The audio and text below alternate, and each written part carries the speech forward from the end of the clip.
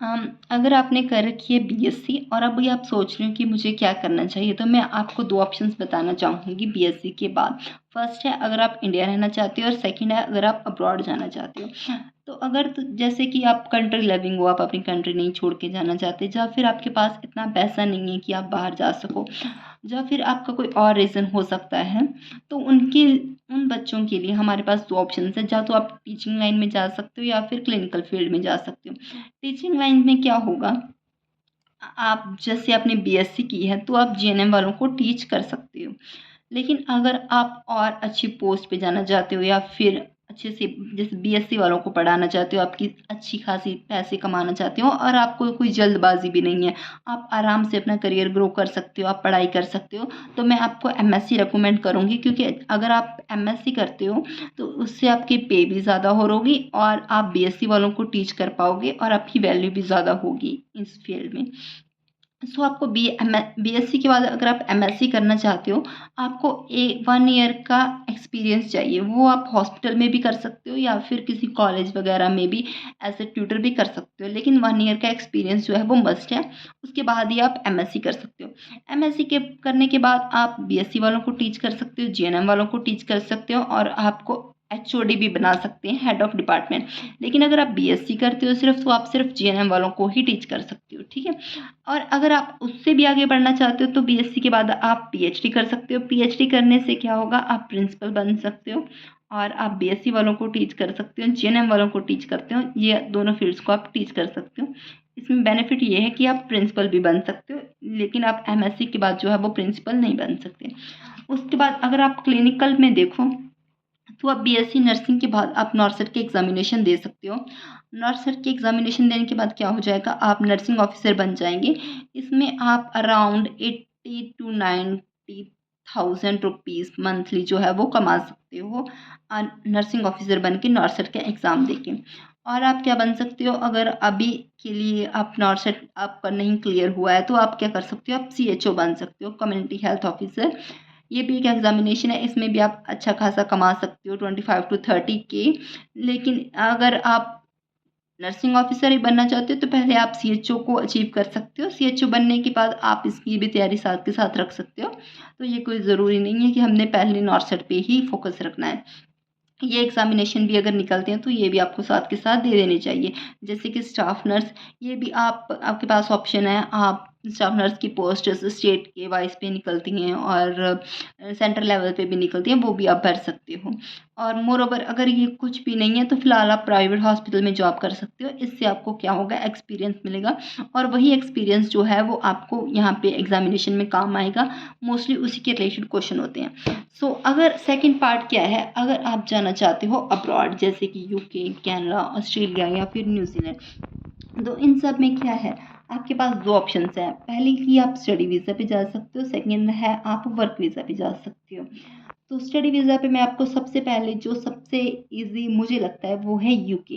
क्योंकि यूके में क्या है, आपको 1 साल की मास्टर्स करनी है। लेकिन अगर आप दूसरी कंट्रीज में जाओगे जैसे कि ऑस्ट्रेलिया, कनाडा, तो उनमें आपको क्या होगा, 2 साल की स्टडी है।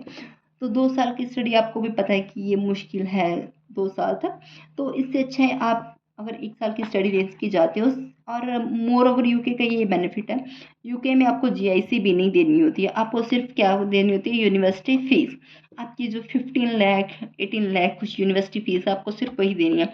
लेकिन कनाडा, ऑस्ट्रेलिया में आपको यूनिवर्सिटी फीस तो देनी ही देनी है, उसके साथ आपको जीआईसी भी देनी है, जो आज कनाडा के लिए 13 लाख है और सितंबर के बाद वो 14 लाख 19 थाउजेंड जो है वो हो जाएगी। तो आपको ये ऑस्ट्रेलिया या फिर कनाडा आपको कुछ 28 to 30 लाख में पड़ेगा। वहीं यूके आपको कुछ 18 और 20 लाख के बीच बीच में आपका वो हो जाएगा। तो यूके का यही बेनिफिट है। उसके बाद आपको यूके का हो जाएगा 2 साल का पोस्ट स्टडी वर्क वीज़ा मिल जाएगा आपको। जैसे आप 1 साल की स्टडी लेके गए, 6 मंथ की फीस आपकी यहीं से जाएगी और आपको वहाँ पे जाके सिर्फ 6 मंथ की फीस पे करनी है। उसके बाद आपको कोई फीस जो है वो नहीं क्लियर देनी है। अगर आप कनाडा चाहते हो तो वहाँ पे आपको 1.5 साल तक जो है वो फीस वो देनी पड़ेगी। उसके बाद आपको 2 साल का post study work visa and 5 years का वर्क वीज़ा जो है वो आपको मिल जाएगा। उसके बाद आपके पीआर के चांसेस भी हैं कि आपको वहाँ पे परमानेंट रेजिडेंस मिल जाए, अगर आप वहाँ पे एज ए रजिस्टर्ड नर्स काम कर रहे हो। तो इसके लिए बैंड स्कोर क्या रिक्वायरमेंट है स्टडी वीज़ा के लिए, नॉट लेस देन 5.5। अगर आपके बैंड स्कोर 5.5 से कम नहीं है तो आप इजीली यूके जा सकते हो। और जैसे ये सीबीटी ऑस्की का एग्ज़ाम जो आपको देना पड़ता है, सीबीटी हो जाएगा इंडिया में ही, ऑस्की देने के लिए आपको यूके जाना पड़ेगा। आप जब वहाँ पे जाओगे तो वहीं पे वो एग्ज़ामिनेशन दे सकते हो। उसके बाद आप रजिस्टर्ड नर्स बन सकते हो यूके में। लेकिन अगर हम बात करें कनाडा, ऑस्ट्रेलिया या फिर यूएसए की, उसके लिए आपको क्या देना पड़ेगा, एनक्लेक्स एग्जामिनेशन। एनक्लेक्स एग्जामिनेशन और आपको 1 से 2 साल का एक्सपीरियंस चाहिए अगर आप वर्क वीज़ा अप्लाई करना चाहते हो इन कंट्रीज़ का। तो एक्सपीरियंस के साथ आप वर्क वीज़ा अप्लाई कर सकते हो। लेकिन क्या होता है इसमें, क्या होता है, टाइम लगता है थोड़ा ज़्यादा, क्योंकि ये प्रोसेस थोड़ा लंबा चला जाता है और इसमें बैंड स्कोर भी जो है वो हायर चाहिए, not less than 7। 7 bands in IELTS is higher, so I will refer you UK for this। and then आपको हम जैसे बताएं स्टडी वीज़ा, तो उसमें 2 साल की MSc है, नॉट लेस देन 6 बैंड चाहिए। अगर वर्क वीज़ा पे जाना है तो नॉट लेस देन 7, और अगर स्टडी वीज़ा पे जाना है तो नॉट लेस देन 6, और इसमें 2 साल की MSc है। और भी एक है कि जो यूके है वहाँ पे कॉलेज सिर्फ आपको 2 दिन ही जाना है, लेकिन कनाडा में आपको कॉलेज जो है वो 4 दिन जाना होगा।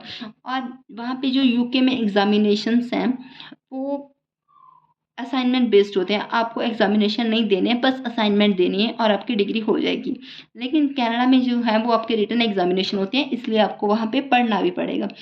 So this is a bit difficult. आपको 4 दिन वहाँ पे जॉब जाना है, काम यूनिवर्सिटी, लेकिन वहीं पे यूके पे आप 2 दिन यूनिवर्सिटी जाके भी काम चला सकते हो, ठीक है। तो अगर आपको फर्दर कोई क्वेश्चन है तो ये है मेरी इंस्टाग्राम आईडी money_1947, या फिर एनक्लेक्स नोट्स 2025।